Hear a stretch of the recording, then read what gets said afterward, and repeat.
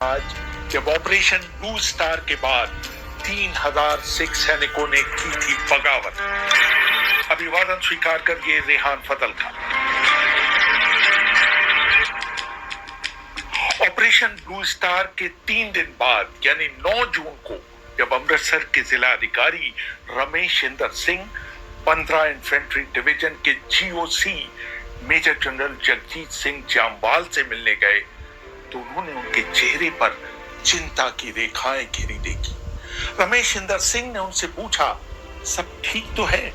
आप परेशान दिख रहे हैं। जामवाल का जवाब था, आपको पता नहीं है कि क्या हो रहा है। सचमुच बहुत कुछ हो रहा था। जामवाल के परेशान होने के पर्याप्त कारण थे। स्वर्ण मंदिर में सैनिक कार्रवाई के बाद भारत के 8 हिस्सों में सिख सैनिकों ने अपनी यूनिट का परित्याग कर अमृतसर की तरफ बढ़ना शुरू कर दिया था। पंजाब के मुख्य सचिव रहे रमेश इंदर सिंह अपनी बहुचर्चित किताब turmoil in Punjab before and after blue star में लिखते हैं, आजादी के बाद पहली बार अमृतसर की सीमा को पंजाब के दूसरे जिलों की सीमा से सील करने की जरूरत आ पड़ी थी। जिले में घुसने के 3 रास्तों ब्यास, गोइंदवाल साहब और हरिके पर टैंक और मशीन गन के साथ सैनिक तैनात कर दिए गए थे। पहली बार उनकी बंदूकों के नाले पाकिस्तान की तरफ ना होकर भारत की तरफ थी। भारतीय सैनिकों को साफ निर्देश थे कि किसी भी कीमत पर बगावती सैनिकों को अमृतसर जिले में घुसने नहीं देना है। ब्रिटिश राज के जमाने से ही सिख रेजिमेंट के नए रंगरूप गुरु ग्रंथ साहब की शपथ लेकर देश के प्रति अपनी प्रतिबद्धता दिखाते आए हैं। यहाँ तक कि युद्ध क्षेत्र में भी पवित्र गुरु ग्रंथ उनके साथ जाता है। सिखों के 10वें गुरु गोविंद सिंह के समय से ही सिख जयकारा, बोलो सो निहाल, सत श्री अकाल उनका युद्ध का नारा रहा है।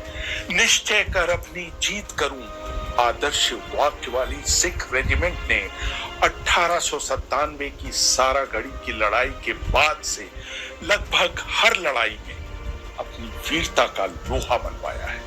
इस रेजिमेंट ने सन 1962 के भारत चीन युद्ध, 1965 और 1971 के भारत पाकिस्तान युद्ध और कारगिल की लड़ाई में भी अपनी बहादुरी का लोहा मनवाया था।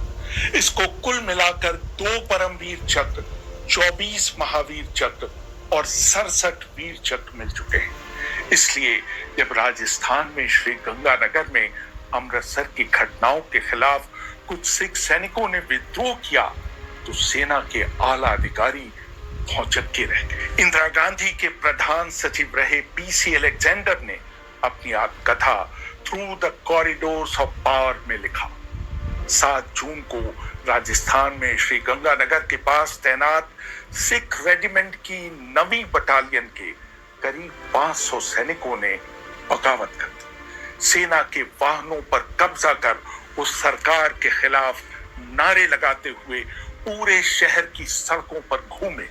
चूंकि श्री गंगानगर पाकिस्तान की सीमा से लगा हुआ है, कुछ सैनिक सीमा पार कर पाकिस्तान भी भाग गए।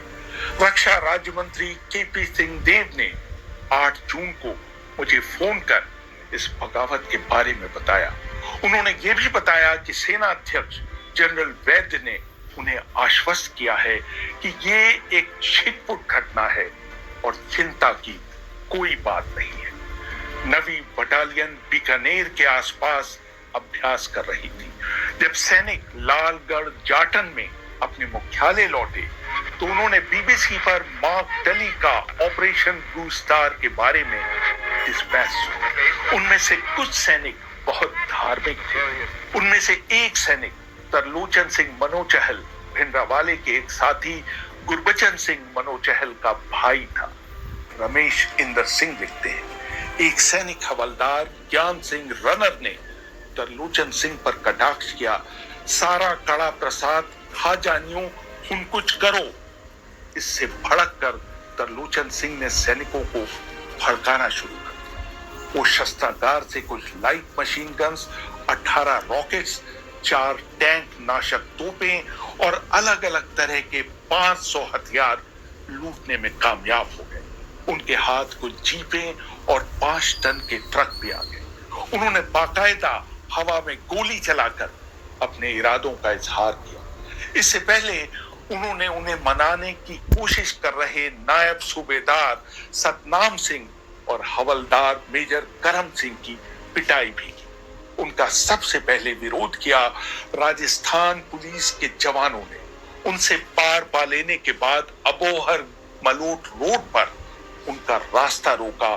94 फील्ड रेजिमेंट के जवानों ने उनके वाहनों का काफिला वहां से भी निकलने में कामयाब हो गया, लेकिन आखिरी 3 वाहनों पर जबरदस्त गोलीबारी की गई, जिसमें 13 विद्रोही सैनिक मारे गए और 20 अन्य घायल हो गए। मुख्तसर पहुंचकर इन सैनिकों ने नहर के साथ साथ आसाबुत्तर गांव से होते हुए पतली सड़कों पर चलना शुरू किया ताकि उन पर घात लगाकर हमला न किया जा सके। मोगा के पास कोट सुखिया पहुंचने पर एक सिख जनरल के नेतृत्व में टैंकों ने उनका रास्ता रोक लिया। उन्होंने उन्हें हथियार डालने के लिए मना लिया। उन्होंने उन्हें सूरतगढ़ भेजा, जहां उनसे उनके हथियार लेकर उन्हें हिरासत में ले लिया गया। तरलोचन सिंह पर मुकदमा चलाया गया और उन्हें 14 साल की सजा सुनाई गई। हालांकि जब वीपी सिंह सरकार आई तो उन्हें सद्भावना के तौर पर 6 साल के बाद ही छोड़ दिया गया। हाँ, उनके सीओ का पद घटाकर मेजर कर दिया गया।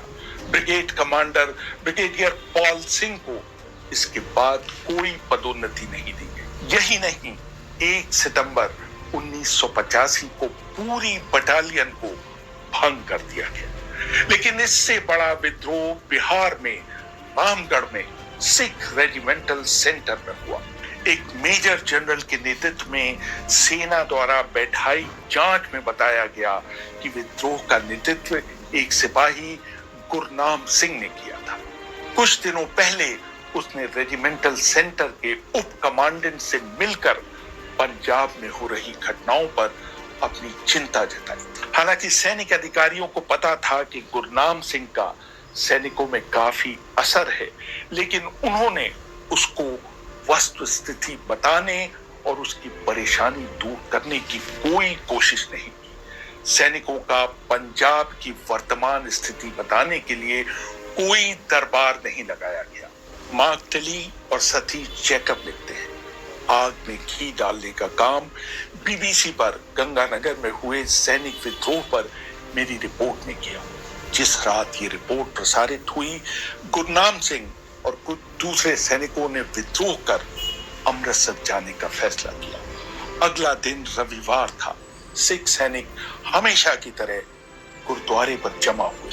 वहां मौजूद एक सूबेदार मेजर ने नोटिस किया कि सैनिक कुछ बेचैन से हैं। उसने इसकी खबर अपने सीनियर जेसीओ को दी, लेकिन कमांडेंट को इसके बारे में नहीं बताया।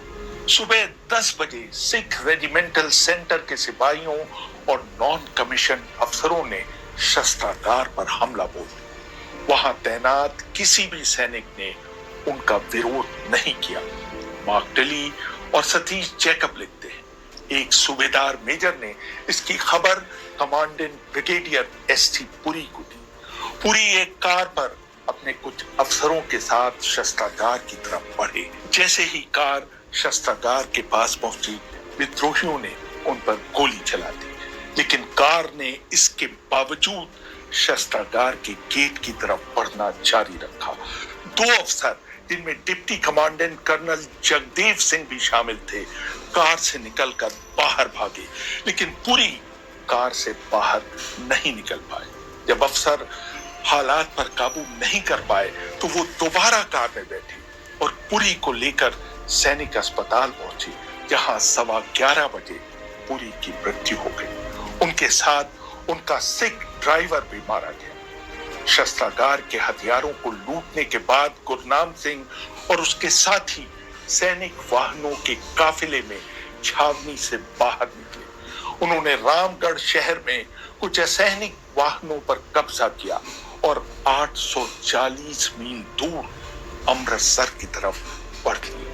बाद में सैनिक जांच रिपोर्ट में कहा गया, सिख रेजिमेंटल सेंटर पर सुबह 10 बजे से 4:30 बजे तक नेतृत्व का पूरा अभाव था।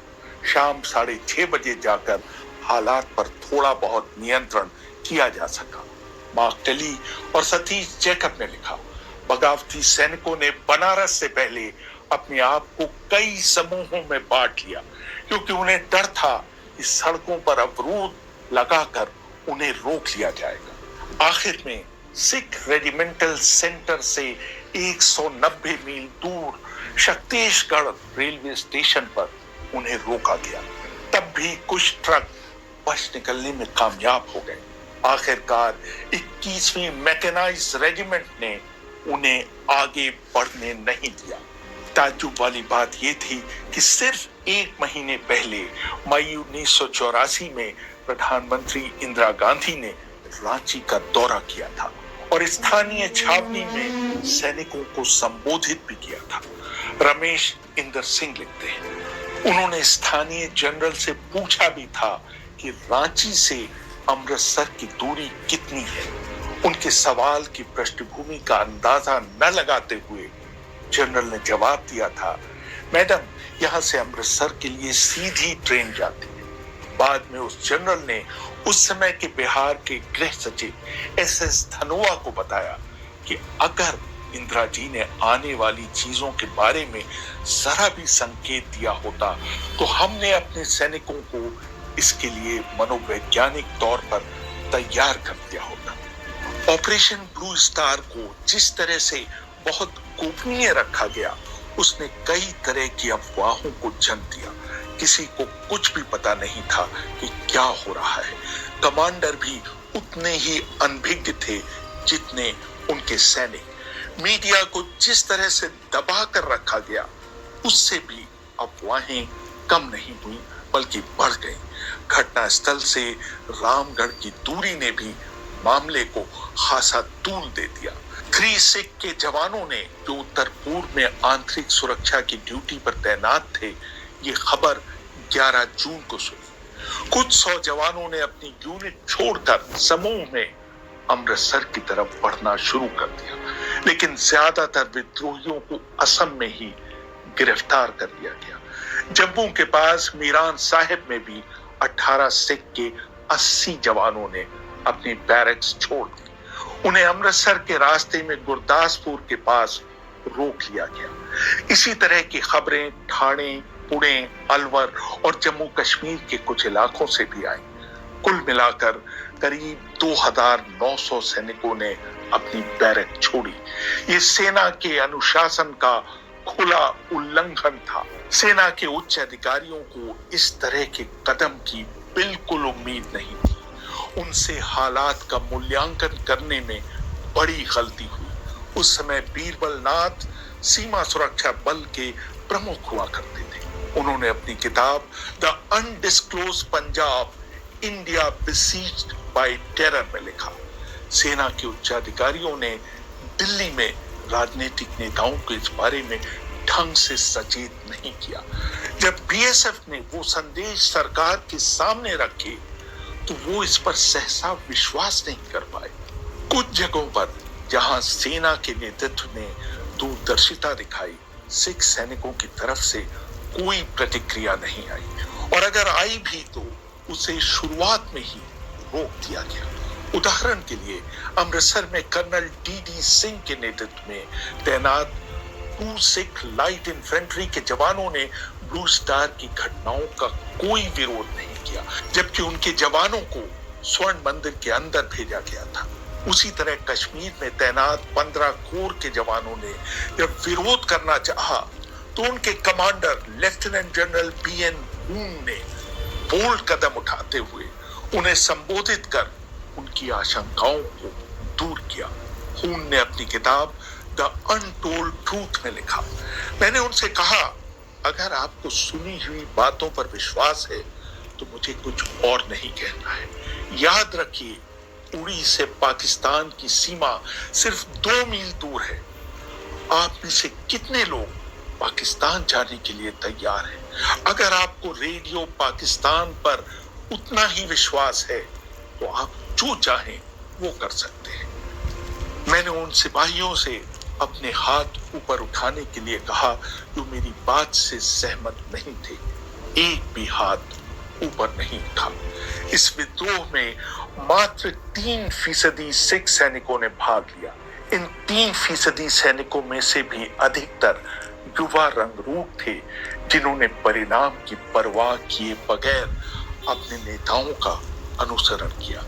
सेना के उपाध्यक्ष रहे जनरल एस.के. सिन्हा का मानना था कि विद्रोह के लिए मैं सेना के अफसरों को जिम्मेदार ठहराता हूं, क्योंकि उन्हें इस बात का अंदाजा ही नहीं था कि उनके सैनिक क्या सोच रहे हैं। अधिकारियों को अपने सैनिकों को उनकी मां से बेहतर जानना चाहिए। वहां उन्हें कुछ भी पता नहीं था। लाख कोशिशों के बावजूद सशस्त्र विद्रोहियों का कोई भी समूह अमृतसर तक नहीं पहुंच सका। उनको रास्ते में ही रोककर उनसे उनके हथियार ले लिए गए। एक आध सैनिक स्वर्ण मंदिर तक पहुंचने में कामयाब हो गए, लेकिन उनके पास उनके हथियार नहीं थे। उनमें से एक थे 4 हॉर्स के दफादार गुरजंत सिंह, जिन्हें 4 सितंबर 1984 को स्वर्ण मंदिर के प्रांगण में गिरफ्तार किया गया। 193 फील्ड रेजिमेंट के एक और विद्रोही ग्रेनेडियर गुरप्रीत सिंह को 2 जुलाई को गिरफ्तार किया गया, जब वो ब्लू स्टार के खिलाफ एक विरोध प्रदर्शन में भाग ले रहे थे। नपिंदर रतन अपनी किताब ऑपरेशन ब्लू स्टार 84 में लिखते हैं, इस पूरे प्रकरण में करीब 49 विद्रोही सैनिक मारे गए, जबकि 19 अन्य सैनिकों का कोई पता नहीं चल सका। बाकी विद्रोहियों को गिरफ्तार कर उनसे कड़ाई से पेश आया गया। विद्रोह में बड़ी भूमिका निभाने वाले 365 सैनिकों को नौकरी से बर्खास्त कर दिया गया। जब चीजें शांत हो गईं, तो सरकार ने उनके प्रति सहानुभूतिपूर्ण रवैया अपनाया और उनकी बगावत को एक भावनात्मक आवेश मानना शुरू कर दिया। राजीव गांधी और हरचंद सिंह लंगोवाल में जब समझौता हुआ, तो उनके पुनर्वास को इस समझौते में जगह दी गई। मारे गए और गुमशुदा लोगों के रिश्तेदारों को 1-1 लाख रुपए की अनुग्रह राशि दी गई। उनको धर्मी फौजी का नाम दिया गया। पंजाब सरकार के रक्षा सेवा कल्याण विभाग के अनुसार सन 2018 में करीब 116 विद्रोही और 25 विधवाएं राज्य सरकार से मासिक भत्ता ले रहे थे। रेहान फजल